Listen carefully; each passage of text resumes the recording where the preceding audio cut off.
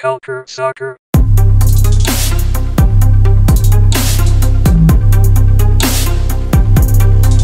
Bonjour tout le monde et bienvenue à ce nouvel épisode de Culture Soccer. Donc un de vos rédacteurs en chef et un de vos animateurs habituels. Je fais mon retour après une petite pause la semaine passée, Adi Raphaël, et je suis rejoint par les deux autres rédacteurs en chef. En premier, bien évidemment, celui qui est le plus heureux d'entre nous, c'est Anthony de Varenne avec son cher Nashville qui est là. Salut Anthony, ça va? Ça va très bien. Oui, je suis très heureux. Et petite parenthèse, hier, là, la off-season a bien démarré parce que j'ai regardé un petit match de MASL et durant la mi-temps, là, il y avait une orchestre symphonique de jeunesse, des cheerleaders, de la MASL au Mexique. Là, c'était passionnant. Excellent, je suis content pour toi. Et de l'autre côté, on a Antoine, Latran. Antoine Latran, écoute, toujours très fier de son titre de champion MLS qui va porter jusqu'à la fin de la saison 2020. Salut Antoine, toujours aussi heureux? Ouais, maintenant que tu me mentionnes, oui, ça va très bien. Et puis il y a moi, pauvre moi, fan de l'Impact de Montréal, on en parlera plus tard, bien évidemment. Donc commençons aujourd'hui notre podcast parce qu'on a beaucoup de sujets à explorer. On va commencer en premier par les petites nouvelles qui sont sorties. En tout premier, j'aimerais parler du nouveau design du Fire de Chicago avec le nouveau logo. Les gars, j'aimerais avoir votre avis là-dessus. Les commentaires sont très mitigés par rapport à ça. Moi, très sincèrement, je regarde ça, puis j'ai comme l'impression de regarder le logo de Burger King dans les années 90. Donc, je sais pas vous. Antoine, t'en penses quoi de ce logo-là? Alors, j'ai beaucoup exprimé ma frustration sur ce logo sur les réseaux sociaux. Il est absolument dégueulasse, je le déteste. Je trouvais l'ancien du Chicago Fire vraiment cool, déjà. C'est un des seuls qui était vraiment beau en MLS. Il y en a, des vieux de MLS qui étaient cool. Et celui-là, il est complètement raté. Le rebranding, en plus, ça garde le même nom, mais ça ressemble pas du tout à un feu, alors qu'avant, ça ressemblait un peu à un insigne de pompier. Et puis, ça avait celui-là, il fait juste vieille marque. On dirait que c'est un enfant qui l'a dessiné. Les couleurs sont même pas respectées. C'est assez horrible, je comprends pas. Apparemment, c'est une entreprise de Los Angeles qui l'a fait, le logo. Et c'est pas étonnant que ça soit pas du tout représentatif de Chicago, du coup, parce que ça a pas du tout les couleurs de la ville de Chicago non plus, alors que le club féminin, par exemple, a des couleurs parfaites et un logo parfait avec les étoiles de Chicago. Ils ont vraiment fait du travail horrible. Je comprends pas que ça soit sorti comme ça. Et sur les réseaux sociaux, vraiment, les fans sont pas contents du tout. Donc je sais pas comment ils vont faire parce que c'est horrible pour les fans de Chicago, je me sens vraiment mal pour eux parce qu'ils adorent leur club et d'un coup ils se sont mis avec une décision marketing vraiment mauvaise. Et je dis ça en toute confiance, en sachant que perso, en tant que fan de Seattle, je suis pas hyper fan de notre logo. Ça va, il est pas aussi moche que celui-là, mais je trouve pas que ce soit le meilleur de la MLS. Mais alors celui-là du Chicago Fire, il est vraiment horrible. Il est vraiment dans les pires, je trouve, de la ligue. Et toi, Anthony? Ah ouais, mais moi, le logo du Fire, on dirait que quelqu'un a fait un croquis du logo des Whitecaps avec les couleurs du Real Salt Lake. Pour vrai, c'est pour vrai, c'est comme dit Antoine, on dirait que c'est un enfant qui l'a dessiné. Et le pire, je crois que s'il y aurait juste les trois triangles là, jaune et rouge, là, je crois que ça pourrait bien faire, mais là, il le rajoute avec un ovale, on dirait un cercle mal fait. Là, non, vraiment, c'est pas très beau et vraiment, là, je crois qu'à Chicago, là, il devait avoir des meilleurs graphistes que ça. Et il aurait pu impliquer des personnes de la région, là, ou au moins de l'Illinois. C'est un peu décevant. Là. Moi, je suis complètement d'accord avec vous. Comme je l'ai dit, j'ai vu un peu le logo de Burger King des années 90. On dirait deux couronnes, en fait. Et que ce soit du feu, on dirait deux couronnes, une jaune, une rouge. Ouais, non, c'est mauvais. C'est très, très, très mauvais. Ou bien, si vous voulez... Si tu veux... Moi, j'ai aussi vu un peu un poisson mal dessiné. Je sais pas, ouais. C'est vraiment bizarre. Bizarre, mais vraiment très, moi, très j'ai peur que les fans mettent en feu les bureaux du club. Là. le nom du Chicago Fire prendrait tout son sens. Parce que le logo, là, c'est exécrable. Puis en plus, ils ont rajouté, non seulement ils ont rajouté le petit FC, alors qu'avant il n'y en avait pas du tout. On passera sur le fait qu'avoir des football clubs dans une ligue de soccer, je trouve ça absolument débile, mais c'est pas le seul club, beaucoup de clubs le font en MLS. Mais surtout, je trouve que ça fait très les logos d'aujourd'hui comme la Juve ou Nantes ou même Nashville, qui ont en fait changé leur logo pour faire des logos assez simplistes, pour faire un peu des marques. Et je trouve que c'est dommage qu'on perde, par exemple celui de l'Impact, je le trouve très bien parce que justement il parle un peu de la région et ça se voit que c'est quelqu'un, enfin, ça se voit qu'il y a une sorte de fierté régionale et que c'est pas un logo un peu simpliste. J'aime beaucoup aussi celui de Miami, par exemple, récemment, parce qu'il est assez beau, en fait. Et je trouve que ces logos un peu simplistes au Fire ou à Nantes ou à Juve, c'est vraiment ça fait perdre, en fait, le côté historique d'un club pour en faire une grosse marque. Ouais, ben, je suis sûr qu'Anthony va répondre. Qu'est-ce que tu penses, là? Il vient d'attaquer Nashville. Qu'est-ce qui se passe? Ah, mais j'adorais l'ancien logo, je veux juste te dire. L'ancien logo était très cool, mais le nouveau, je le trouve très moche. Le semeur de la zizanie, c'est moi. Ouais, Vas-y, Anthony. mais c'est ça. Pour le logo de Nashville, honnêtement, je dirais pas qu'il est moche, mais je suis quand même un peu d'accord avec Antoine que l'ancien logo faisait peut-être plus logo classique. Je l'aimais bien. C'est le logo que j'ai adoré pendant 2 ans. Là, il y a un nouveau logo qui fait plus simpliste, vraiment, qui rentre dans la lignée des nouveaux logos. Je vais m'habituer, mais je rejoins Antoine là, sur cette opinion-là que le logo était mieux avant. Mais je crois qu'il y a moyen d'exploiter quelque chose avec le nouveau logo qui n'était pas le cas dans l'ancien. Je crois qu'il met peut-être plus en avant vraiment la particularité de la ville qui est vraiment la Music City avec, on dirait, les ondes de musique à côté du N. Je crois que justement, il représente un peu plus la ville, mais en termes de logo de soccer, j'aimais mieux l'ancien. Ben, moi aussi, en fait, je suis complètement d'accord avec vous. Après, moi, je pensais que c'est moi qui faisais un peu le vieux briscard, le gars qui résiste au changement. Mais bon, ça a l'air qu'on est d'accord sur ça. Mais ouais, j'ai comme tendance... C'est pas grave si un logo est compliqué, selon moi. Au contraire, c'est ça qui le rend un peu unique. En tout cas, c'est mon avis. Juste pour petite info, j'aimerais aussi mentionner qu'il n'y a plus qu'un seul logo original en MLS. Un seul logo de 1996, ben c'est celui du Révolution de la Nouvelle-Angleterre. Et vous dire très franchement, j'adore ce logo. Je le trouve très, très beau. Faut pas oublier aussi qu'il y a des petites connotations avec la Coupe du Monde 94 qui s'est déroulée aux États-Unis dans le logo. Moi, j'aime beaucoup. Il est simple, sauf qu'il est beau. Il est bien fait avec le petit ballon, avec le style du drapeau américain. En tout cas, moi, j'aime beaucoup. Je sais pas ce que vous en pensez, juste rapidement comme ça. Est-ce que c'est un logo qui devrait rester, qui fait, malgré le fait qu'il soit ancien, il fait quand même assez récent, n'empêche, il a pas l'air dépassé. Hein? T'en penses quoi, toi, Antoine? Ouais, je suis d'accord avec toi, mais je pensais un peu la même chose du Fire aussi, donc c'est pour ça que c'est dommage. Mais celui de New England, il est simple, mais il est vraiment reconnaissable, donc j'aime bien. Et toi, Anthony? Ouais, ben, je trouve surtout qu'il représente le nom du club, la révolution, le drapeau américain. Ça, vraiment, non, je le trouve vraiment superbe. Il est tout de même simple quand on le regarde. C'est des barres rouges qui font référence au drapeau américain et tout. Vraiment, je trouve que le logo est parfait là, pour le club, là. Et la fois que j'aime bien, c'est que les nombres de lignes rouges réfèrent au nombre de partisans au match. Donc, ça, j'aime bien aussi. La petite pique qu'il fallait faire pour le Revolution. Bref, en tout cas, on n'a plus le droit de trop se moquer d'eux. Ils ont fait une très, très bonne fin de saison en 2019. Mais on va parler d'autres nouvelles parce qu'il y en a eu d'autres. Il y a eu une très, très grosse annonce. Selon moi, je pense, la plus grosse annonce de la MLS depuis le fameux nouveau format des playoffs. Avec le nouveau All-Star Game. Le nouveau All-Star Game qui avant se déroulait entre les stars de la MLS et un club, bien évidemment, d'Europe, un gros club européen. Ce qui était chiant dans cette formule-là, c'est que les clubs européens étaient complètement...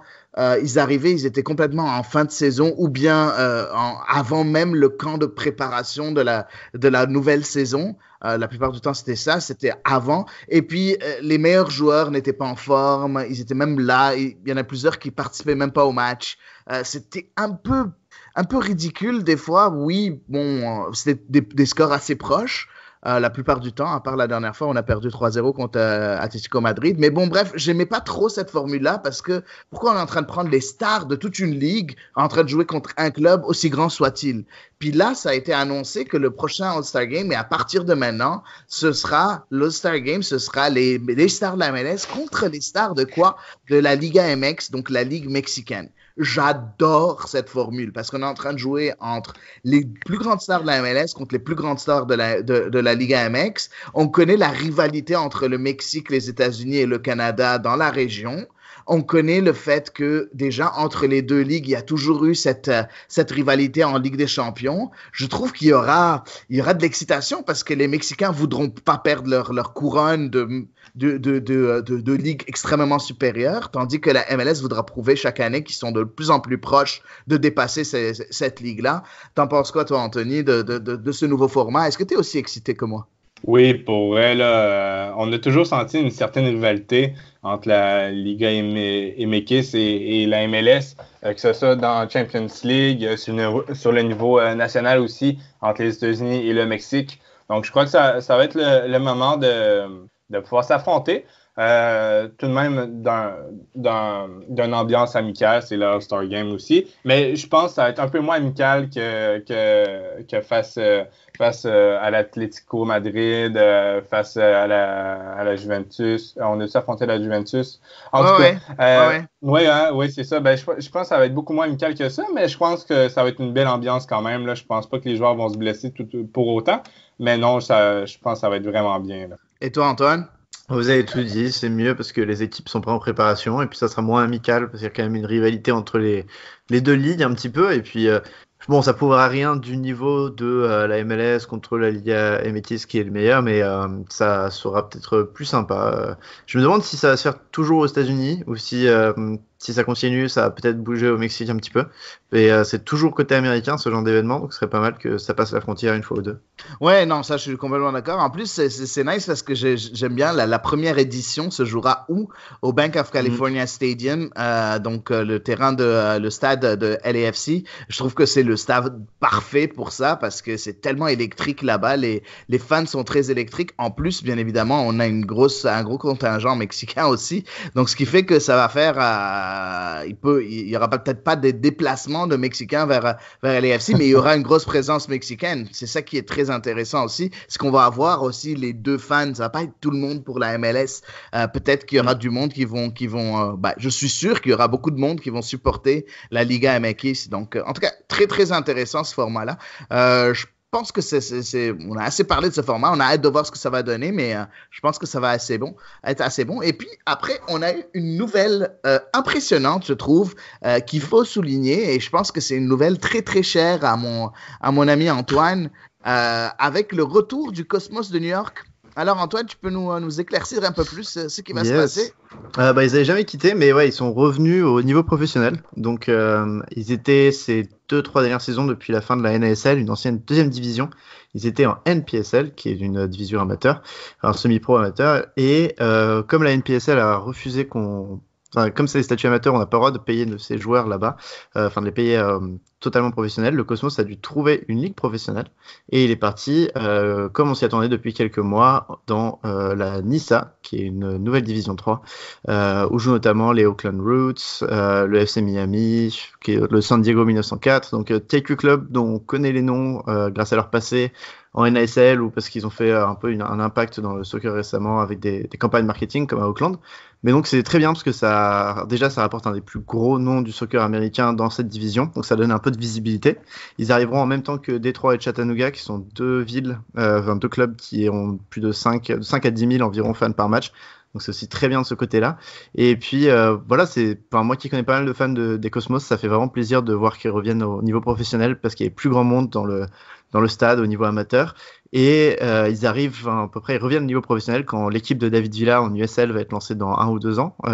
Donc c'est pas mal d'avoir un an d'avance sur eux, de pouvoir reprendre des fans dans la ville, de montrer que la vraie couleur de New York c'est le vert, c'est celle des New York Cosmos. Et c'est vraiment bien d'un point de vue historique, c'est un des clubs les plus vieux des États-Unis, un des plus connus.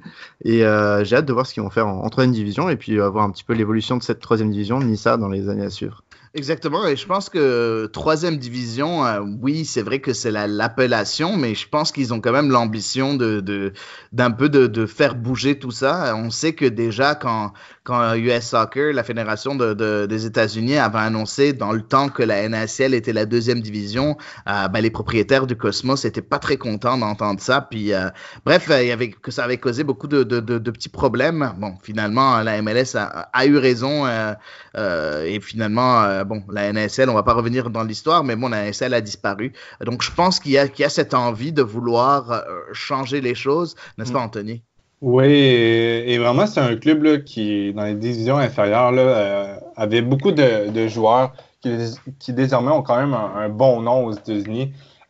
Juste à leur dernier match en pro, là, c'était la finale contre les Delta, San Francisco Delta. Il y avait Emmanuel Ledesma qui est désormais en MLS. Il y avait Eric Calvillo, qui est un joueur de San Jose. Il y avait Ayose qui joue maintenant au NZ11. Il y avait Dejan Jakovic.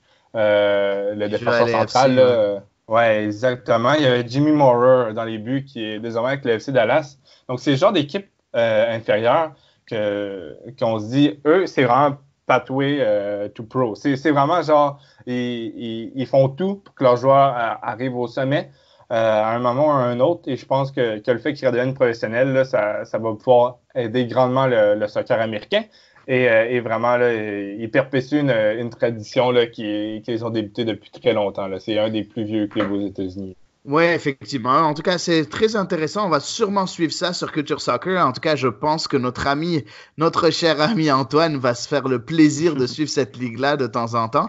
Pour ceux qui veulent, déjà, Antoine avait fait un article extraordinaire sur ça le 30 août sur Culture Soccer qui s'appelait Redéfinir le soccer aux États-Unis. États-Unis ça.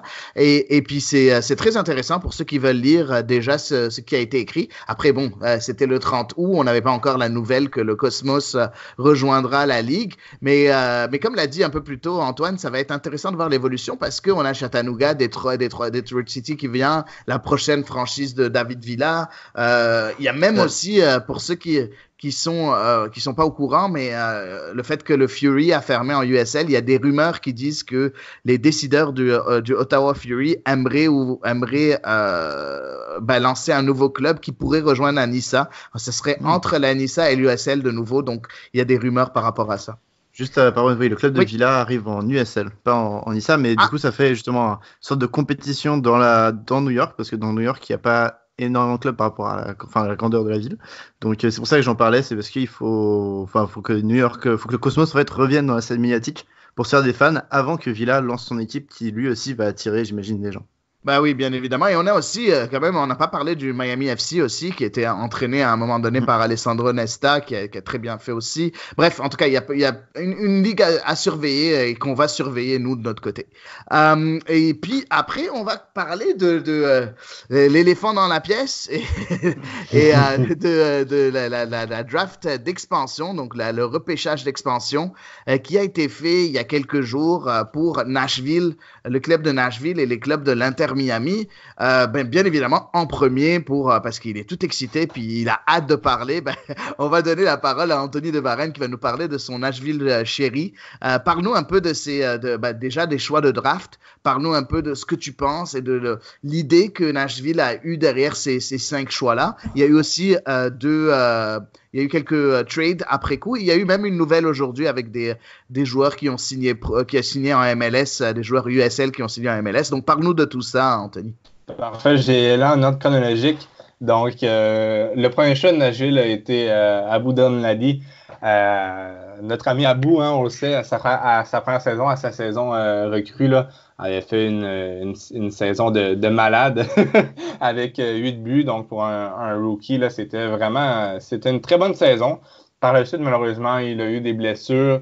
Parfois, on dit il a perdu le poste face à Mason Hill à Minnesota. Donc, vraiment, c'est le genre de choix que tu te dis, s'il retrouve son niveau de sa première saison, ça va être un vol. Et s'il ne le retrouve pas, c'est pas grave. On l'a eu gratuitement. Donc, c'est quand même un choix intéressant. Je ne sais pas si vous avez votre opinion face à Abou Danladi. Moi, je suis très surpris, mais c'est un pari, quoi, parce qu'il a été vraiment pas très bon ces derniers temps. Il s'était vraiment fait les croisés, je crois. Donc, il avait très peur dans les duels. Il mettait pas d'intensité à cause de sa grosse blessure. C'est très risqué, mais après, on avait vu, par exemple, NYFC aussi en 2015, ils avaient pris Tommy McNamara, qui était aussi hyper risqué. Et finalement, ça s'était bien passé. Pareil pour Latif Blessing avec le LAFC. Donc, qui sait, il peut peut-être se relancer à Nashville. J'espère en tout cas que vous comptez pas le mettre en tant que titulaire, mais c'est on va dire un attaquant plutôt bon dans ses bons jours, et peut-être que quand vous sortez du banc, il fera des bonnes choses en fin de match. En fait, J'aimerais Oui, juste, vas-y. par rapport à ça, j'aimerais dire, je suis étonné en fait du choix Abu Danladi, surtout parce que je vois que Nashville maintenant se retrouve en date d'aujourd'hui, point de vue attaquant de pointe, il se retrouve avec Lancaster, Rios, Danladi, puis là dernièrement, je suis sûr que tu vas en parler, Alan Wynn. Euh, je trouve que j'aurais aimé voir un joueur avec un peu plus d'expérience en MLS qui viennent donner un coup de main à ces joueurs-là qui n'ont pas l'expérience MLS, ou s'ils l'ont, ils l'ont très peu. Je ne connais pas l'historique des trois autres.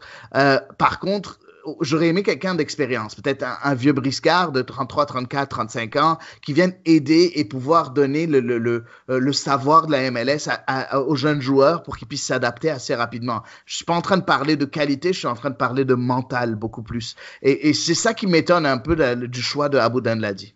Mm. Ouais, non, je te rejoins. Mais j'ai l'impression que peut-être dans Ladi, ils vont peut-être le mettre dans la rotation et peut-être plus le faire jouer sur les côtés. Je sais qu'il est capable. Je crois vraiment que notre doublure en attaque, ça va être Daniel Rios. Mais peut-être qu'Abou Danladi va pouvoir venir en concurrence avec lui. Mais vraiment, je crois que Rios, à ce que j'ai vu en USL, je crois qu'il peut être supérieur à Danladi. Il est plus jeune. Il semble avoir déjà eu plus de saisons pro que Danladi. Donc non, en fait, ils ont le même âge, désolé. Mais vraiment, je crois qu'Abou Danladi pourrait aider sur les côtés en commençant. Mais vraiment, j'ai hâte de voir qu'est-ce que ça va faire. Et c'est un choix peut-être un peu moins sûr que le choix que Miami a fait avec Ben Sweet. Mais ça, on risque d'en parler un peu plus tard de Miami. Ensuite, le deuxième choix, c'était Zarek Valentine, le défenseur de Portland. J'allais lui donner une position, mais il est tellement, il joue tellement partout que on va dire défenseur. Finalement, il a été échangé à Houston pour Joe Willis. Joe Willis, qui est un gardien, on va dire, moyen de MLS. Ça fait déjà deux saisons pleines qu'il fait. Auparavant, il jouait peut-être plus en doublure. Donc, vraiment, c'est le genre de gardien qui a quand même un bon pourcentage d'arrêt, avec 66%. Et c'était vraiment pas le pire joueur de Houston, là. D'ailleurs, quand on va sur les réseaux sociaux un peu, on voit que les joueurs, les partisans de Houston sont un peu dépités par son départ. Mais vraiment, je crois que c'est le genre de gardien qui va amener une expérience. Mais par exemple, j'ai un peu été déçu quand j'ai vu par la suite que Luis Robles était disponible, qu'il n'a pas été prolongé. Je me suis dit, peut-être que Robles aurait pu bien faire également. Mais non, Joe Louis. On en reparlera plus tard aussi, c'est sûr, C'est des joueurs qui sont disponibles et en tout cas des opportunités pour Nashville, Miami et puis toutes les autres équipes d'MLS. Mais c'est intéressant que tu parles, bien évidemment, de Joe Willis. J'ai trouvé ça un peu bizarre, moi. Bon, c'est un bon gardien moyen, je trouve. C'est pas un mauvais gardien, c'est pas un gardien qui casse tout. Par contre, en fait, j'ai été plus étonné qu'on renvoie Zarek Valentine, que je trouve était un très bon choix, parce que c'est un très bon latéral droit, bon, qui est capable de jouer un peu partout, mais c'est un latéral droit à l'origine. Déjà, les supporters de l'Impact de Montréal, ils s'en mordent les doigts parce que c'était celui qui avait été choisi par l'Impact de Montréal au début, puis il a même pas joué un seul match avec l'Impact, puis il est parti directement après coup. Moi, je trouve que j'aurais aimé garder. Moi, si j'étais toi, j'aurais aimé garder Valentine. Des gardiens, de bons gardiens en MLS, il y en a beaucoup et on va le voir un peu plus tard. Beaucoup seront disponibles très bientôt dans les différents drafts dans la prochaine semaine.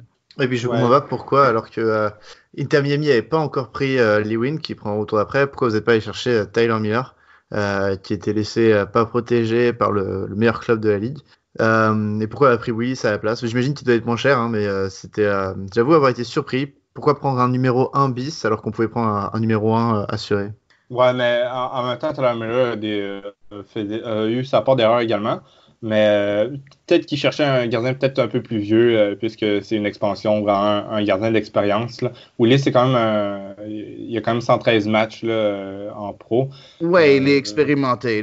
Par contre, juste pour dire à nos auditeurs, en fait, non, Willis est payé le double de Miller. Hein. Miller est en fin de contrat, donc il renégocie. C'est pour ça qu'il n'était pas protégé. C'est sûr. Et donc, je pense qu'ils auraient dû mettre jusqu'à 250-300 000 par an. Et c'est pour ça qu'en fait, que LAFC l'a laissé disponible, c'est parce qu'il voulait pas renégocier son contrat, il préférait que quelqu'un le prenne.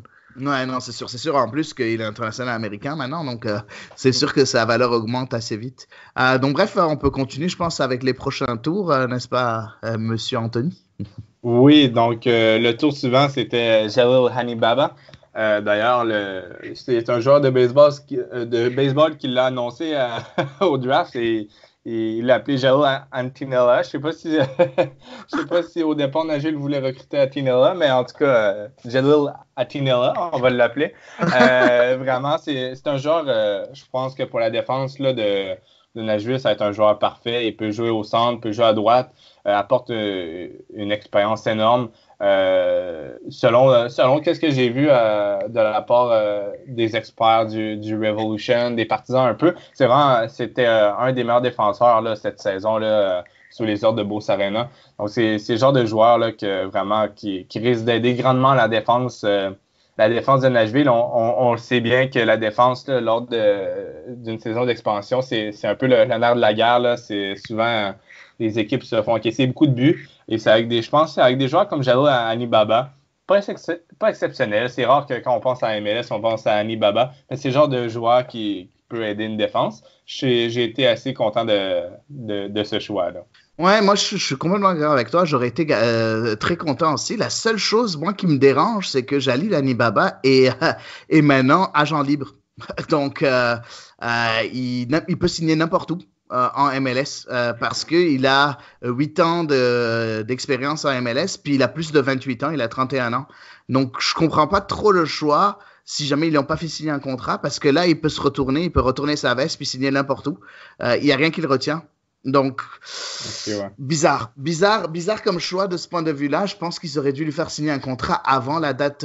Ils doivent le faire signer un contrat avant la date d'ouverture du marché des joueurs autonomes qui commence lundi. Donc, juste un petit truc. J'espère que Nashville n'a pas fait une erreur en choisissant Hanibaba, un joueur qu'ils auraient pu repêcher en tant que joueur libre sans avoir perdu un choix de draft. Ouais, j'ose croire que les personnes à Nashville ont parlé avec les joueurs avant de les recruter. Ça serait dommage qu'un joueur agent libre arrive et puis s'en va, comme qu'on dit. Ouais. Donc, et toi, Antoine, est-ce que tu avais un avis sur Hanibaba? Ouais, non, c'est un bon choix, mais je pense qu'ils l'ont pris parce que quand tu es agent libre, ça ne veut pas forcément dire que tu vas passer par la draft. Tu peux re-signer avec ton club ou signer autre part. Enfin, renégocier ton contrat, donc je pense qu'il voulait s'assurer qu'il soit bien à Nashville pour la saison prochaine. Oui, effectivement. Par la suite, c'était Brandon Vasquez, vraiment espoir américain là, en provenance d'Atlanta. Mais vraiment, lui est arrivé et puis il est reparti à Cincinnati en échange de 150 000 de TAM et 50 000 de GAM. Donc, la GAM, c'est en 2021. Donc, l'argent ne va pas arriver en même temps, mais vraiment, ça, je pense que c'était vraiment... pour l'argent. Là. Sûrement que c'était un joueur que Cincinnati voulait. Donc, vraiment, vous, est-ce que vous avez un avis sur ce choix?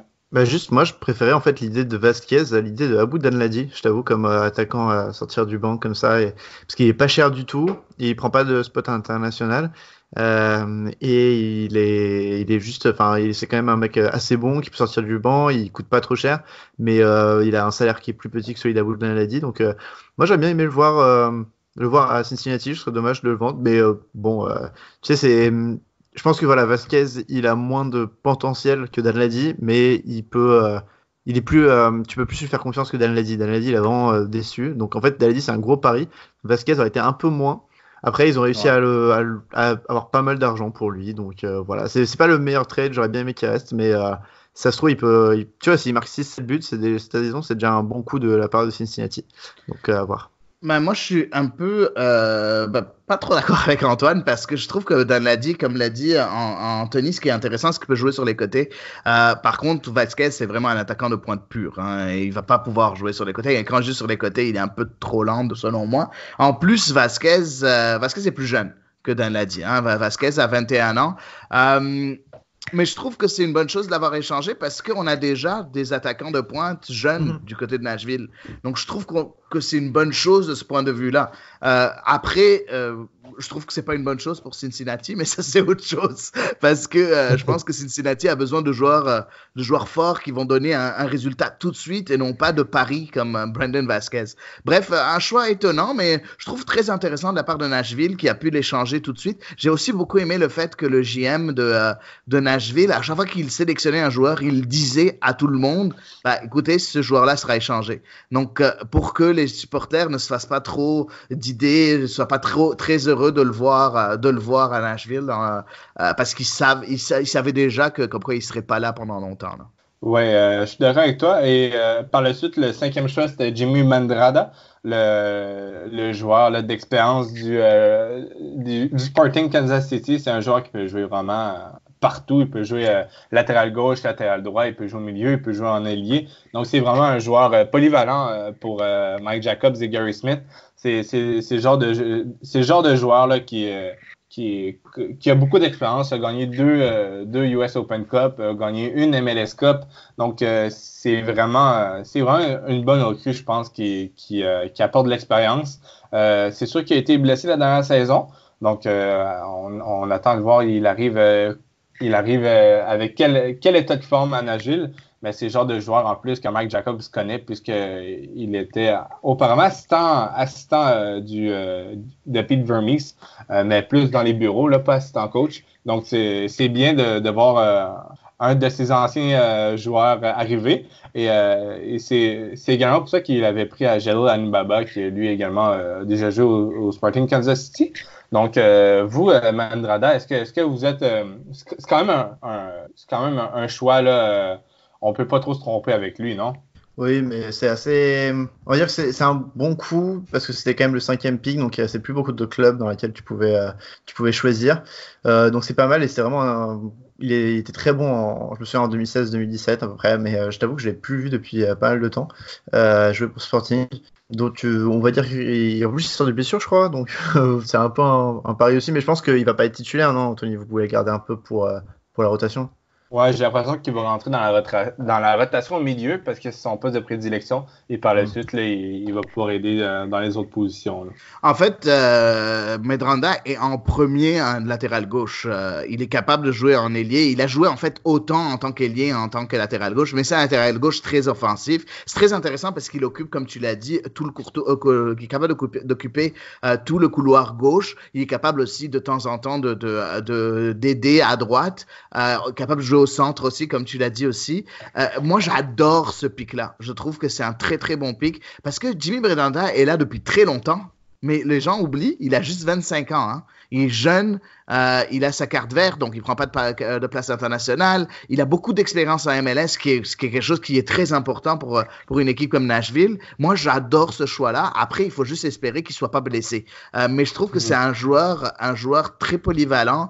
Et on sait combien c'est important dans une saison MLS d'avoir un couteau suisse, d'avoir quelqu'un qui est capable de jouer et d'être sur le banc et de jouer à n'importe quelle position qu'on veut, ou quelqu'un qui est capable même d'être sur le 11 de départ, mais capable de bouger. Donc, si jamais il y a une blessure à l'ailier droit, puis on n'a pas d'ailier droit disponible, on peut monter Medranda en tant qu'ailier droit, puis descendre à ramener sur le banc un latéral gauche. J'aime beaucoup ce choix de couteau suisse parce que c'est des joueurs qui sont très difficiles à trouver et quand on les trouve, d'habitude on les change pas, on s'en débarrasse pas. C'est pour ça qu'on a vu que Medranda c'est pas un joueur qui est parti qui a changé beaucoup d'équipes. Pourtant, malgré ses blessures, malgré un petit manque de forme à un moment donné, à Kansas City, il était là depuis quand même 2016. Donc il est là depuis qu'il est rentré en MLS, il est à la même équipe, pas 2016, pardon, 2013.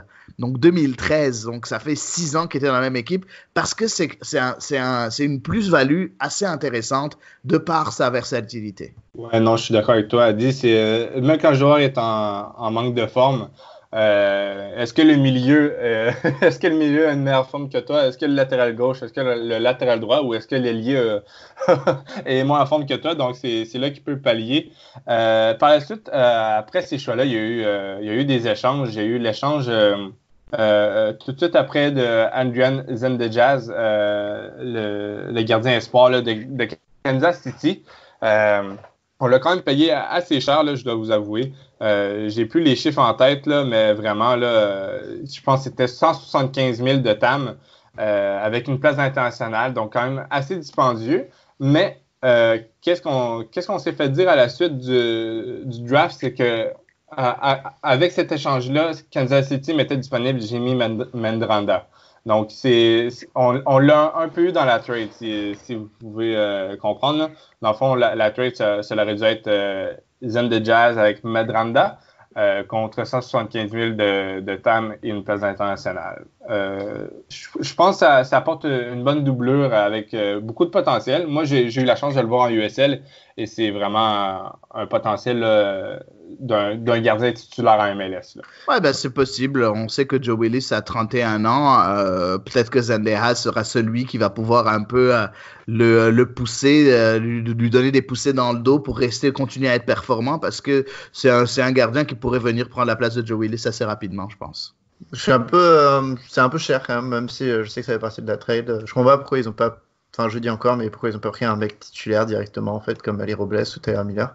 Pourquoi prendre un B en fait, deux mecs qui vont un peu se battre pour la même place plutôt que ça. Mais quand on sait que Crépeau il a été acheté 50 000 plus un tour de pique, McMath 100 000. Voilà, je pense qu'il est un peu surpayé quand même. Je sais que Crépeau c'est différent, mais je pense pas que Crépeau a été échangé pour autant d'argent que ça, parce que les international spots parfois ça coûte 50 voire 100 000. Donc ça me paraît beaucoup d'argent. C'est pas le meilleur pick de tous ceux de Nashville en tout cas. Ouais, je suis d'accord avec toi. C'est pas le meilleur pick. Je suis d'accord avec l'historique des gardiens. J'aurais préféré aussi avoir quelqu'un de titulaire plus rapidement et plus meilleur que Willis et Zendejas. Par contre, je trouve pas non plus que c'est un mauvais choix. Je pense que Nashville doit se concentrer sur beaucoup d'éléments qui manquent et ils ont plus d'argent que les autres équipes de MLS parce qu'en tant que club expansion, mais sauf que il y a tellement de trous à remplir que je pense qu'ils ont préféré prendre quelqu'un de safe qui serait pas cher pour après mettre le gros sur des joueurs offensifs peut-être. Ben, on verra en tout cas. Bon, ils le payent un peu cher. Le problème en fait quand tu as plein d'argent comme ça, c'est comme on l'a vu un peu, mais comme les autres clubs savent que tu as plein d'argent, ils mettent des prix assez chers. Ce qui est arrivé, ils ont pas mal surpayé, je trouve, Godoy aussi. Et je pense que c'est parce que quand tu sais que le club en échange, en face de toi, a beaucoup d'argent, forcément tu mets les prix très hauts. Et c'est problématique pour cette raison. Je pense que c'est pour ça qu'ils l'ont un peu surpayé. Ouais, c'est ça. On a quand même surpayé des joueurs, on a surpayé d'autres. Donc, c'est sûr que quand j'ai vu l'échange en premier lieu, c'était quand même cher payé. Mais tu sais, c'est genre, peut-être qu'on sait pas, peut-être qu'il y a une autre transaction qui va arriver dans 3 semaines et on va dire, OK, peut-être que ça équilibre les choses. Et la dernière transaction, c'était Daniel Lavitz qui arrive à Nashville. Contre, je pense c'est 50 de TAM, 50 de gamme, une place internationale. Je crois que c'est bien. Pour un joueur en fin de contrat, mais vraiment, Nashville va surtout le payer au niveau de son contrat, justement. Alors, on a une plus grande flexibilité là, au niveau de la marge du cap salarial. Donc, il risque d'avoir qu'est-ce qu'il veut à Nashville. Et c'est quand même un international américain. On aurait pu avoir mieux en tant que latéral gauche, mais on aurait vraiment pu avoir pire. Donc, vraiment, je crois que c'est vraiment bien. Et c'est une position là, qui est quand même... il n'y a pas 1000 joueurs non plus. Donc, le fait que ce soit américain et tout, je crois que c'est une bonne échange. Je suis d'accord, vous n'avez pas trop payé pour. Après, je me demandais pourquoi l'avoir pris alors que vous aviez pris Medranda qui était à la même position. Mais comme tu as dit, Medranda peut être joué autre part, mais c'est pas si cher payé pour le coup pour un joueur pareil, je trouve. Il est en fin de contrat aussi, hein. Donc il va falloir renégocier. Donc c'est pour ça que l'Impact n'a pas demandé beaucoup. Je trouve que c'était un très bon deal pour l'Impact. Ils ont eu 50 000 de gamme, 50 000 de TAM, plus une place internationale, ce qui est quand même assez bon pour un joueur en fin de contrat. En tout cas, l'Impact ne voulait pas parce que ne pouvaient pas rentrer le nouveau salaire de Lovitz sous la masse salariale. Donc, dans tous les cas, ils n'en avaient pas besoin. Donc, moi, je trouve que c'était un bon deal pour l'Impact. C'est un bon deal aussi pour Nashville. c'est pas un joueur que j'adore. Je trouve qu'il est un peu surévalué à cause du fait qu'il a été choisi par Greg Berhalter en équipe nationale américaine. Ça l'a un peu surévalué selon moi. Oubliez pas que Daniel Lovitz était sans contrat quand l'Impact de Montréal l'a signé. Hein. Donc c'était un joueur qui avait été laissé de côté par Toronto. Il n'avait pas été très bon. Donc bref, il s'est beaucoup amélioré, mais tu verras, il a beaucoup de défauts défensivement. Des fois, c'est pas trop ça. Offensivement, des fois, c'est pas trop ça. N'empêche, c'est un bon joueur de MLS. Pour un club d'expansion, je trouve que c'est important d'avoir des joueurs comme ça, des joueurs qui sont habitués à la MLS. Il est bien dans le vestiaire. C'est quelqu'un qui a un certain leadership. Tu vas voir en entrevue, il est quand même assez intéressant.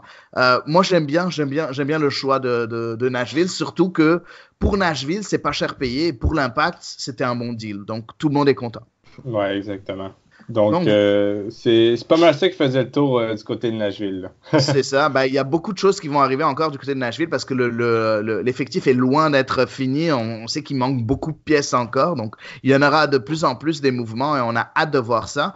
On va passer directement à l'autre club d'expansion qui est l'Inter Miami. Je vais nommer les 5 choix en une fois et puis après, on va en parler des 5 tous les 3 en une fois parce que, bon, aucun d'entre nous n'est vraiment un fan de Miami, même si on est tous très intéressés à voir cette franchise évoluer en MLS à partir de 2020. Donc, le premier choix, c'était Ben Sweat, le latéral de New York City FC. Juste après, un autre latéral, Alvas Powell de Cincinnati, l'ancien de Seattle, si je ne me trompe pas. Juste après, on avait Lee Nguyen de Los Angeles FC. Je pense que c'est un très, très, très, très, très, très bon choix. On en parlera. Après, Luis Argudo de Columbus Crew. Lui aussi, un joueur très polyvalent, capable de jouer latéral, capable de jouer plus haut en tant qu'ailier. Et puis le gardien de Seattle, Brian Meredith. Je vais donner en premier la parole à mon cher ami Antoine parce que deux anciens joueurs de Seattle avec Powell et Meredith. Qu'est-ce que tu penses des choix de l'Inter Miami? Alors juste un truc, Alvas Powell, c'est un ancien joueur de Portland. Ah ok, excuse-moi. Mauvaise équipe, t'inquiète, il n'y a pas de souci. Je me trompe entre lui et nous, des fois. Ah non, mais bon, oui, toujours, ouais. Non, mais Paul qui était à Cincinnati. Ouais. Je suis très fan de ce qu'on fait l'Inter Miami. Je trouve un peu mieux que ce qu'a fait Nashville. Si on doit comparer les deux, Ben Sweat, c'est très bien comme choix. C'est un des rares de la liste, je pense, qui sera titulaire, mais c'est un très bon choix. Ils ont dit, Miami, en venant dans la draft, qu'ils voulaient prendre des joueurs qui allaient être potentiellement des joueurs de rotation en fait pour éviter en fait ce que je disais avant, c'est que quand tu as beaucoup de TAM et de gamme comme Nashville et l'Inter Miami, les autres clubs vont te le faire payer beaucoup. Donc eux voulaient pas faire payer beaucoup pour des joueurs qui vont pas être titulaires, donc ils se sont dit on va prendre ces joueurs en fait on va utiliser la draft pour en fait remplir l'effectif pour prendre tous les remplaçants ou les joueurs de rotation. Ben Sweat c'est un des rares qui sera titulaire, je pense. Il est franchement très bon, il a bien géré avec le New York City FC, il avait réussi à reprendre la place à Matarrita. Ensuite Alvas Powell, je pense pas qu'il sera titulaire, mais c'est aussi un bon joueur. À Portland, il était très bon. À Cincinnati, il est un peu pris l'eau, mais comme toute l'équipe. Et il a quand même été payé 250 000 la dernière fois, donc je pense qu'il sera remplaçant à Miami. Mais tu vois, il est arrière droit. Si l'arrière droit de base se blesse, ils n'auront pas trop peur avec Powell à cette position. Lee Nguyen, c'est un de mes joueurs préférés, je pense, top 5 de la MLS d'aujourd'hui. Depuis qu'il était au Reds, j'adore ce joueur. C'était un peu relou qu'il joue en numéro 8 à l'AFC alors qu'il est un super numéro 10. Il a porté les Reds avec Jermaine Jones en 2014, mais à lui tout seul. Et je suis très très content de le retrouver un club. Et peut-être qu'il ne sera pas titulaire parce que je pense que Miami va acheter un 10 à l'étranger, mais c'est un excellent joueur de rotation. Il est un peu vieux, donc ça serait pas mal en fait de le faire jouer justement dans ce rôle de pivot. Et c'est un joueur qui délivre des caviars. Il est un peu vieux, il a 33 ans, mais je pense que c'est très bon choix de la part de Miami. Il est très cher par contre. Il a 500 000 à peu près en salaire. Donc voilà, il y a ce côté-là, mais c'est un excellent choix. Et puis, il en manque deux. Luis Argudo de Columbus Crew, c'est un bon joueur aussi de rotation. Je n'ai pas grand-chose à dire de plus dessus. Columbus Crew était solide et il est assez jeune, 23 ans. Donc, comme j'ai dit, comme les deux autres, comme Powell et Lee Nguyen, à mon avis, il jouera des bouts de match. Et c'est justement une bonne nouvelle d'utiliser l'expansion draft pour ça. Et par contre, Brian Meredith, je suis assez surpris. Seattle, il y avait des meilleurs joueurs à prendre et lui c'est un gardien remplaçant qui n'a pas joué depuis 3 ans, il a joué qu'un match à Portland, il s'en est pris 3. Il jouait pas beaucoup en USL non plus, c'était la doublure de Stephen Fry. Il est pas cher du tout, Mais j'ai trouvé ça bizarre. Enfin, tu vois, un remplaçant, vraiment, t'es pas obligé d'aller chercher quelqu'un de très très bon. Et je comprends pas le choix d'avoir utilisé dernier pick pour ça. Il est pas cher, mais ouais, il va rester sur le banc, quoi. Donc voilà, j'ai fait à peu près j'ai l'impression qu'ils ont pas fait de trade après. Donc non, voilà, je suis satisfait de leur trade et je pense que c'est beaucoup de joueurs de rotation, mais c'est une bonne expansion draft de la part de Miami. Et toi, Anthony?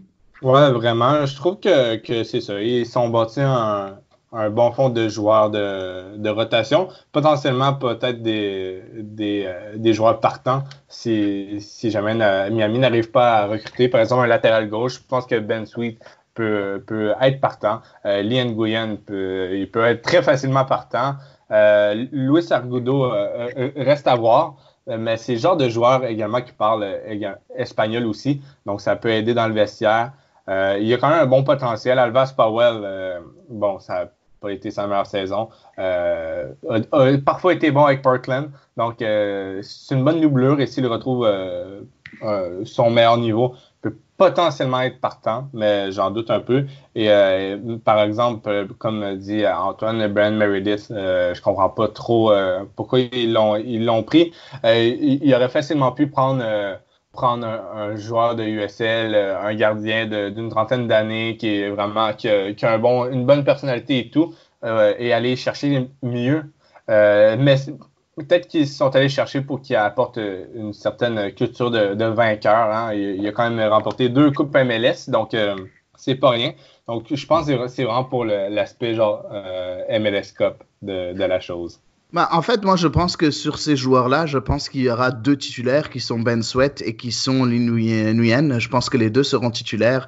Numéro 10, je pense pas qu'ils vont signer un autre gros joueur. Ils ont déjà signé un milieu gauche qui est déjà joueur désigné avec Pellegrini. Je pense qu'ils vont signer un attaquant en tant que joueur désigné, puis peut-être un milieu de terrain plus axial, milieu défensif ou milieu relayeur qui sera à ce moment-là joueur désigné. Et je pense que Nguyen aura sa place dans le 11 de départ. Après, bon, qu'il soit en rotation ou non, c'est un excellent joueur. En gros, bref, moi aussi, j'aime bien la draft de Miami.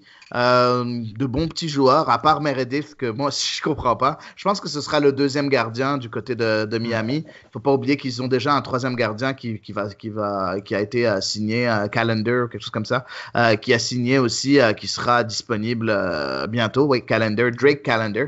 Et je pense qu'ils vont s'attendre à juste signer un numéro 1 à un moment donné. Il y a de très, très, très, très bons joueurs disponibles et on va en parler.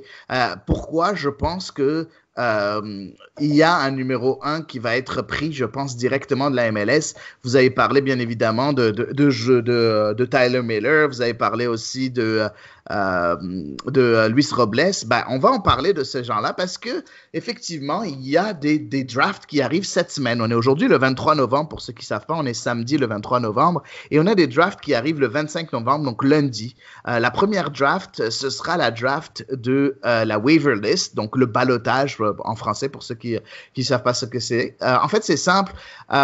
Les joueurs disponibles dans cette draft-là, c'est ceux qui ne peuvent pas rentrer dans la catégorie de l'autre draft, qui est la re-entry draft, qui va se faire le mardi. Et les joueurs qui sont disponibles pour la re-entry draft, c'est des joueurs expérimentés qui n'ont pas trouvé d'accord avec leur club et qui veulent rester dans la ligue. Il y a plusieurs critères. Je vais vous laisser faire vos recherches, mais 23 ans et plus, minimum 3 ans de service, ou bien 25 ans et plus, minimum 4 ans de service. Bref, il y aura des agents libres et parmi ces agents libres, il y a beaucoup, ça c'est mardi. Puis lundi, il y a les joueurs qui ne rentrent pas dans cette catégorie-là, qui peuvent pas rentrer dans les joueurs, qui font partie des agents libres, donc des joueurs de 28 ans avec 8 ans de service, et qui ne font pas partie de la deuxième draft, qui sont des joueurs qui sont jeunes et qui ont 3 et 4 ans de service dans la MLS. Et puis, il y a des joueurs très intéressants et j'aimerais avoir votre avis donc dans cette waiver list, donc dans cette draft de ballottage. Il va y avoir, par exemple, Kevin Kratz d'Atlanta qui est très bon sur coup franc. Il y a Florentin Pogba, il y a Nicolas Gaitan de Chicago, Alexander Kataï de Chicago, Emmanuel Ledesma, même s'il est toujours en discussion avec Cincinnati, il est disponible. On a des défenseurs centraux comme Tommy Smith, des latéraux comme Leonardo Jara, comme Bakary Sagna. On a, pour nos amis haïtiens, on a Zachary Erivo, on a Ebenezer Ofori, on a l'ami intime de Anthony de Varenne, Greg Ranjitsingh. On a Aris Medunjanin, bref, il y a des joueurs. Alex Roldan pour monsieur Antoine, Ryan Telfer. Bon, bref, j'ai nommé plein de joueurs comme ça rapidement, mais juste avoir ces joueurs-là, c'est quand même impressionnant, n'est-ce pas, Antoine, d'avoir des joueurs comme Alex Roldan, comme Medunjanin disponibles dans cette draft-là. Je pense que Gaëtan et Kataï, je pense que ça fait longtemps. On a toujours trouvé cette draft-là un peu inutile, et je pense que là, non, il y a des coups à faire. Qu'est-ce que tu en penses, toi, Antoine? Je sais pas, je suis moins excité de toi parce que oui, c'est très rare que des joueurs soient sélectionnés dans cette draft en fait. Donc faut pas s'attendre à grand chose. Peut-être qu'il y aura 3 voire 4 personnes, je pense, sélectionnées maximum. Et en fait, même si une équipe choisit un joueur, s'il n'est pas sous contrat, ce qui est hyper rare dans la waiver draft, la plupart sont pas sous contrat, l'équipe n'est pas obligée de le signer. Enfin, ils sont juste, ils leur offrent un salaire et puis si le joueur refuse, voilà, il peut ne pas signer finalement avec ce club. Donc voilà, c'est rare. Excuse-moi Antoine, ça c'est la re-entry. Ça c'est tu es en train de parler de la re-entry. Je suis sur le truc du waiver draft là. Il y a marqué Teams aren't looking themselves into anything by selecting. Donc apparemment si jamais ils ont déjà une option de contrat, le club qui le choisit est obligé d'exercer l'option de contrat. C'est ce que j'ai dit. Hein. J'ai dit, c'est ça. Okay, j'ai dit au début. Hein. Excuse-moi, j'ai mal entendu. Donc, je pense pas qu'il va y avoir énormément de joueurs choisis. Après, comme tu as dit, il y a 2 types d'options. Tu as ceux qui coûteraient sûrement un peu cher. Florentin Pogba, je pense. Alexander Kataï. J'adorais le voir en MLS encore une saison. J'adore ce joueur, même s'il est hyper inconsistant. Mais ça m'étonnerait qu'une équipe le prenne par rapport à son salaire. Et Aris Medunjanin, t'en as parlé, ce serait un bon coup aussi.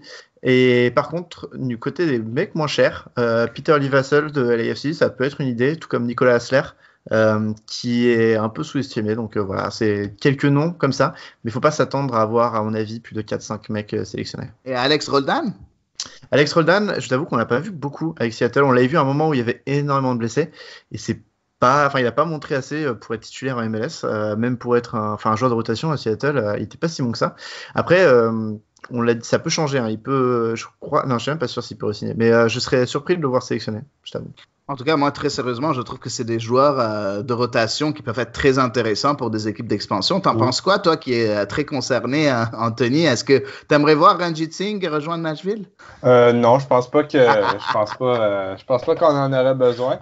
Mais il y a vraiment des noms intéressants. Il y a beaucoup de noms dans cette liste que j'ai vu en USL, là, pas nécessairement dans des réserves, mais par exemple, il y a un Zachary Erivo que j'ai vu à Birmingham. Donc, je crois que c'est le genre de joueur qu'on risque pas de voir en MLS, en tout cas dans la prochaine année. Je pense pas qu'ils ont le niveau, mais c'est le genre de joueur qu'ils risquent d'aller signer en USL encore 1 an ou 2, peut-être retenter leur chance dans 3 ans.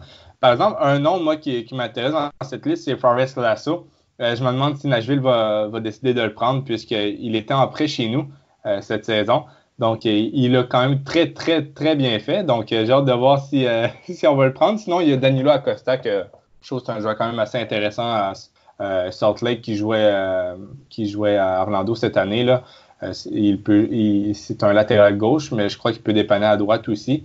Peut-être qu'à Miami, ça pourrait être intéressant. Je pense qu'à Nashville, faudrait surtout miser pour un latéral droit potentiellement là, dans cette re-entry draft. J'ai pas regardé tous les noms, mais un Modou Jadama, je trouve qu'il a très bien fait à Parkland, que ce soit en MLS ou en USL. Ça pourrait être un nom intéressant. Sinon, c'est pas mal ça. Il y a des noms là-dedans que tu sais très bien qu'ils vont pas être sélectionnés. Je crois qu'il y en a qui sont sur le départ, là. Comme Leonardo Jara, je pense pas qu'il va être choisi dans cette draft. Je pense plus qu'il va aller signer ailleurs, là.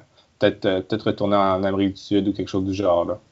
En tout cas, on verra. Non, moi, je trouve que je pense qu'on va être surpris cette fois-ci par cette draft-là. Je passe à la prochaine chose importante, c'est les joueurs libres. Dans les joueurs libres, il y a de très bons joueurs d'expérience qui sont un peu vieux, mais d'expérience. Et je pense que là, ils peuvent discuter avec tous les clubs. Il n'y a pas de draft en tant que tel. Ils peuvent vraiment aller, c'est vraiment free for all. Et c'est des joueurs qui ont 28 ans et plus et ils ont 8 ans de service en MLS. On parle de Jeff Larantovitz qui a dit qu'il ne voulait pas prendre sa retraite, même s'il a 35-36 ans. On a Justin Meram qui est pas très vieux et qui peut être très très bon. On a l'éternel Brek Shea, Federico Higuaín qui peut être encore très très bon en tant que, même si son salaire est très haut, ça peut être très très bon en tant que joueur d'appoint, un joueur de rotation. On a Bill Hamid, il faut faire attention à Bill Hamid, c'est les droits de la MLS qui sont disponibles. Par contre, le joueur est encore sous contrat avec Midtjylland au Danemark, donc il faut faire attention à ça. On a des latéraux comme Betancur, comme Harvey, on a Chris Pontius qui a toujours été très bon à MLS.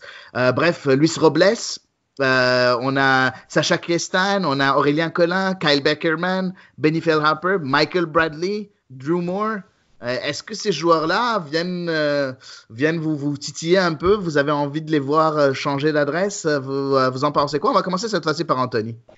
Ben, je pense qu'un joueur comme Jeff Larantovitz, vraiment, là, c'est le genre de joueur qu'une expansion veut dans son club. Je pense surtout à Miami.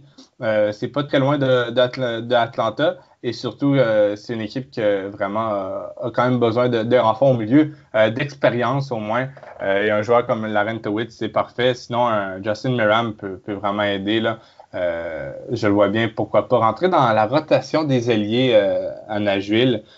Surtout qu'il y a un supporter là, qui est iranien aussi, donc ça pourrait être intéressant.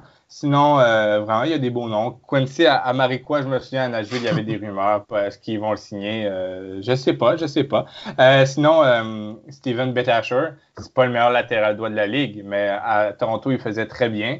C'est le genre de joueur qui peut même intéresser des équipes d'MLS, là, même qui sont pas des expansions. Je pense à, par exemple, Chicago, qui a pas beaucoup de joueurs en ce moment.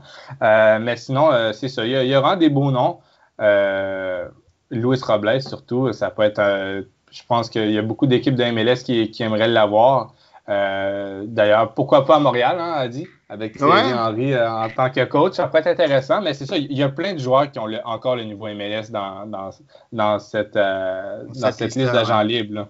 Et toi, Antoine? Excuse-moi, Anthony. Pas de problème. Tu avais fini? Oui. Je pense que Betancur, comme l'a dit Anthony, ce serait un bon choix pour un club. Larantovitch, de ce que j'ai vu, il voudrait retourner quand même à Atlanta et apparemment De Boer, elle aime bien et il y a des chances qu'il re-signe malgré son âge. À Atlanta, d'après les journaux. Pareil pour Michael Bradley, il est sur la liste, mais je pense qu'il va re-signer avec Toronto. Pour Bill Hamid, apparemment aussi, il y a moyen qu'il reste avec DC. Ils essaient de le prendre l'année prochaine dès qu'il a fini son contrat avec Midtjylland. Donc il y a moyen qu'il prenne ses droits, comme tu l'as dit, Adi. Et je verrais bien Luis Robles à Miami. Ils ont besoin d'un gardien titulaire, vu qu'ils n'ont pas pris. Ça serait un bon choix pour 1 ou 2 ans.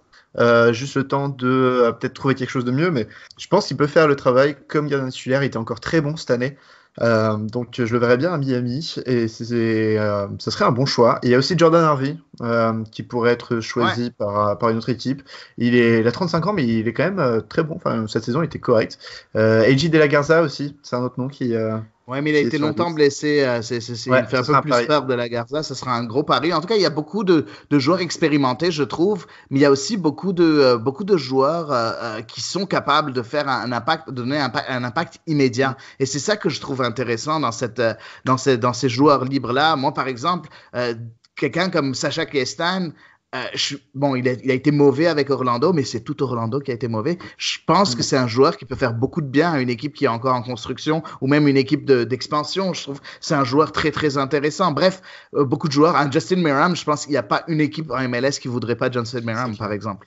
Mais par contre, juste un truc, j'avais oublié, mais je crois que Chris Pontius a pris sa retraite. Donc en tout cas, il ne sera pas choisi parce qu'il a annoncé prendre sa retraite. Mais sinon, tu as aussi des gardiens remplaçants, vu que, par exemple, Seattle a perdu son gardien. Remplaçant avec Meredith. Si les Red Bulls sont partis, si Real Salt Lake avec Rimando qui est parti, vont faire jouer ils ont un jeune de USL, mais peut-être qu'ils auront besoin d'un dernier remplaçant aussi. Donc il y a peut-être moyen aussi de choper ce genre de joueur dans cette draft. Sachant que Les Ouais, équipes n'ont pas le droit à prendre plus de 2 joueurs. Pardon. Exactement. Non, excuse-moi, c'est moi qui m'excusais. Non, en fait, je voulais juste confirmer, effectivement, Ponchis a pris sa retraite. T'as complètement raison, ça m'est passé. Et en fait, il y a beaucoup de choses qui sont passées un peu rapidement parce qu'on parle de la re-entry draft et c'est là où d'habitude, il y a très peu de joueurs qui sont choisis dans la re-entry draft. Et si vous voyez la liste des joueurs, il y a quelques joueurs très, très sympathiques qui seraient intéressants. Par contre, la plupart des joueurs sont un peu bof. Par contre, ce qui est passé vraiment un peu au silence, c'est que l'Inter Miami, lors d'un de ses trades, a pris la première place de cette draft-là. Ils ont pris la première place à Cincinnati et Cincinnati a pris la dernière place, donc la 26e place. Donc Miami va prendre un de ces joueurs-là et je ne sais pas pourquoi je mettrai 2 pièces sur Diego Valeri, qui est disponible pour cette draft de re-entry. Je vais vous donner d'autres noms de joueurs. On a David Alstead, qui est un vétéran gardien. Jordan Hamilton, Roland Lama, qui est un pari selon moi. Christian Coleman, même chose, c'est un pari. Rasmus Schuller, un bon milieu de rotation. Miguel Ibarra de Minnesota aussi, un bon joueur de rotation. Anthony Jackson-Hamel, qui est encore en discussion avec l'Impact, qui pourrait faire un peu de bien. Le Français Vincent Bézécourt, qui n'a pas été très mauvais avec les Red Bulls. On a bien évidemment Bradley Wright Phillips qui est disponible. On a Joao Plata du Real Salt Lake qui est disponible. On a Victor Rodriguez qui est disponible. Et on a Roman Torres qui est aussi en train de discuter, si je ne me trompe pas, avec Seattle, n'est-ce pas Antoine? Il va partir. Il a annoncé il part en Colombie. Et Rodriguez apparemment veut repartir en Espagne aussi. Donc ces deux-là, faudra les oublier. Ok, ben, parfait. Toi qui suis le Seattle. Mais par contre, il y a d'autres quand même noms assez intéressants. Est-ce que ça t'étonnerait, par exemple, de voir Valeri signer à Miami et c'est pour ça qu'ils ont pris le numéro 1? Je crois que Valeri va re-signer avec Portland. Après ce qu'il se dit, il va pas faire joueur désigné, mais il re-signerait pour un contrat TAM. Donc ça m'étonnerait qu'il reprenne dans la re-entry draft. Je regardais un petit peu. Alors je regardais juste un petit peu quand tu parlais des dernières éditions. C'est vrai qu'en 2018, il n'y en a eu que 3 sur toutes les équipes. Mais il y avait Nick DeLeon qui a fini par être un bon choix. Donc voilà. Mais moi, je verrais bien. Bradley Wright Phillips, c'est une idée. Mackie Ambrose aussi d'Atlanta. Ibarra, ça serait vraiment un bon joueur de rotation. Il est très bon à Minnesota quand il jouait. Bézécourt, il est souvent blessé, mais c'est un très bon joueur aussi. Si une équipe, tu parlais de Nashville qui avait... tu trouvais ça bizarre qu'ils n'avaient pas un attaquant expérimenté, si tu veux un attaquant expérimenté, non seulement il y a Bradley Wright Phillips, mais il y a aussi Christian Nemeth, qui certes n'est pas le meilleur neuf de la ligue, mais qui a montré qu'il franchement peut faire parler son expérience dans certains effectifs. Et voilà, c'est ceux qui... Il y a aussi Luis Silva, qui était revenu à Seattle, mais qui n'a pas fait grand-chose. Donc voilà, je pense qu'il va y avoir 2 ou 3 choisis. C'est vrai que c'est extrêmement étrange moi aussi, je pense qu'il y aura trop 2 ou 3. Mais je pense que Miami va sortir, ils vont, comme ils l'ont dit dans les interviews, ils vont sortir pour prendre un remplaçant ou un joueur de rotation, mais sûrement le meilleur choix possible, donc probablement un Ibarra, un Ambrose, un Bradley Wright Phillips. Je serais pas si étonné que ça. Et toi, Anthony, tu penses quoi de ces joueurs-là? Est-ce que tu es un joueur que tu aimerais voir rejoindre à Nashville? Qu'est-ce que tu penses de tout ça? Ouais, moi, Nemeth, c'est pas le genre de joueur que j'apprécie le plus. C'est un bon joueur de MLS, mais vraiment, je serais tellement pas surpris qu'on aille le chercher parce qu'il provient du Sporting Kansas City. On dirait que Nashville fait vraiment une fixation envers ce qui est ici jusqu'à présent. Donc, je serais vraiment pas surpris de le voir arriver. Sinon, il y a Jimmy Hockford. Il a été en prêt avec nous cette année également en USL. Donc, je sais pas si le club va décider d'aller chercher soit Forrest Lasso ou Jim Hockford. Je les vois mal aller chercher les deux. Peut-être un des deux. Donc, ça va être soit dans la première draft ou dans cette draft-là. Sinon, les joueurs qui pourraient être intéressants, là, c'est sûr, Derek Etienne, ça peut toujours être intéressant. Bradley Wright Phillips également. Même Juan Agudelo de New England. C'est vraiment, il y a vraiment des joueurs quand même intéressants cette année dans cette draft. Même David Guzman là, de Columbus, ça peut être vraiment un bon joueur au milieu. Je pense à Miami, là, surtout, là, ça pourrait les aider grandement au milieu. Nous, c'est sûr que je ne nous vois pas, pour Nashville, là, je ne nous vois pas aller chercher Guzman quand on a déjà Godoy et McCarty, mais non, pour vrai, il y a vraiment des bons joueurs. Oui, effectivement. Moi, très sérieusement, un joueur que j'aimerais que l'Impact de Montréal prenne, c'est Rasmus Schuller. C'est un joueur que je trouve très, très bon. qui a été bon avec Minnesota. Ça n'a pas été un joueur mauvais du tout. En fait, j'ai été assez surpris de le voir quitter. Après, bon, son salaire était un peu haut. Je pense que c'est la raison pourquoi Minnesota l'a pas pris. Il était payé 300 000. Mais je pense que si jamais il se retrouve en re-entry draft, je pense qu'il sera très capable de baisser son salaire. En tout cas, j'ai hâte de voir ce qui va se passer avec ça. J'espère que il y a de très bons joueurs. J'espère que ces joueurs-là seront choisis ou bien au moins continueront leur carrière. Parce qu'il y a quand même du talent dans cette liste-là. Et puis, ce serait dommage que ces joueurs-là soient obligés d'arrêter leur carrière juste parce qu'il y a personne qui leur a fait confiance. En tout cas, j'ai hâte de voir ça. Il ne faut pas oublier que la re-entry draft se joue en deux fois. Donc, il y a le Stage 1 qui se joue le 26 novembre, puis le Stage 2 qui va se jouer le 3 décembre. Donc, pendant ces 7 jours-là, les joueurs qui ont été choisis lors de dans le premier stage, ils ont 7 jours pour signer avec le club. Sinon, ils sont éligibles de nouveau lors du Stage 2. Donc, ça peut être quelque chose d'intéressant de ce point de vue-là. Il faut aussi ajouter que les joueurs libres dont on a parlé un peu plus tôt, s'ils veulent, ils peuvent s'inscrire à ces drafts-là. Donc, si, par exemple, on a des joueurs comme, disons, je sais pas, Kellen Rowe ou Tony Beltran ou Sinovic qui sont des agents libres, ils peuvent se dire, OK, il n'y a personne qui vient me parler, je vais me rendre disponible pour la draft et peut-être quelqu'un va vouloir venir me prendre. Donc, bref, intéressant de ce point de vue-là. En tout cas, je pense que c'est tout par rapport à ce podcast-là. Est-ce que vous avez quelque chose à ajouter, mes chers amis? Non, je pense que juste, il faut avoir, excepté les drafts, il va falloir regarder, en tout cas, on parlait aujourd'hui de Valérie, par exemple, de Bilamid, de joueurs comme ça qui sont toujours, Michael Bradley, qui sont toujours en négociation. Il va falloir voir comment ça se passe un petit peu pour savoir à quoi s'attendre à toutes ces drafts. Mais c'est vraiment intéressant. C'est compliqué à suivre, mais c'est vraiment intéressant et j'ai hâte de voir ce que vont faire tous ces clubs. Et toi, Anthony, tu as quelque chose à ajouter? J'ai vraiment hâte de voir si Nashville l'a recruté à travers ces 3 petites drafts-là. Mais vraiment, ça risque d'être intéressant et vraiment... Non, c'est ça, à part de dire que Nashville a finalement décidé d'y aller avec 4 joueurs de USL, donc c'est moins que Cincinnati. Et c'est des joueurs là, qui, selon moi, risquent de pouvoir jouer en MLS. Là, c'est des bons choix. D'accord, on verra bien. Merci beaucoup de vous être rendu disponible, mes chers amis. J'aimerais parler à nos auditeurs, bien évidemment, de cette nouvelle plateforme, la plateforme LiberaPay, qui est là, qui est disponible pour vous au cas où vous aimez ce qu'on fait et voulez nous encourager. N'hésitez pas à aller sur LiberaPay, de chercher Culture Soccer et puis de nous trouver là-bas. Vous allez pouvoir à ce moment-là contribuer, nous aider, nous encourager, bien évidemment. Si vous voulez savoir pourquoi on a cette option de disponible, vous pouvez aller voir sur notre site. On a un article qui s'appelle pour des passionnés, par des passionnés pour des passionnés. Et vous pouvez voir à ce moment-là la raison pourquoi on veut avoir un peu plus de fonds pour un peu développer un peu notre site, puis donner du matériel à nos autres rédacteurs. Bref, plein de projets en vue. Donc, n'hésitez pas à nous aider. Sinon, partagez notre contenu. Il n'y a aucun problème par rapport à ça. Et juste, je veux pas que vous soyez inquiets. Notre site web et tout notre travail sera 100% gratuit à tout le monde. Ce sera pas payant, donc il n'y a pas à vous en faire par rapport à ça. Mais si jamais à un moment donné vous voulez nous encourager, n'hésitez pas à le faire. Et voilà, merci beaucoup de nous avoir écoutés et à très bientôt, la semaine prochaine pour un nouveau podcast de Culture Soccer.